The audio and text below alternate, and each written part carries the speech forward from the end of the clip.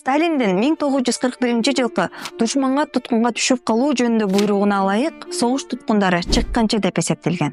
Ошондон бери согуш туткундары тарыхта саткын деген катаң өкүм менен жашап келет. Ушундай тагдырга туш болгондордун бири Сыдык.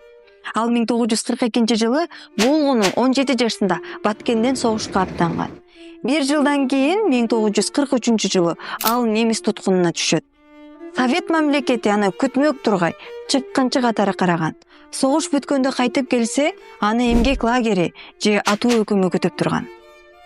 Сыдыктыкындай тагдырга туш болгон экинчи дүйнөлүк согуш маалында немистердин лагерлеринде 6 миллионго жакын советтик жоокер кармалган. Алардын жарымынан көбү ачарчылыктан, кыйноодон же атылып мерт болушкан. Сыдык бул тозоктон аман чыгып, Түркия аркылуу Америкага көчкөн.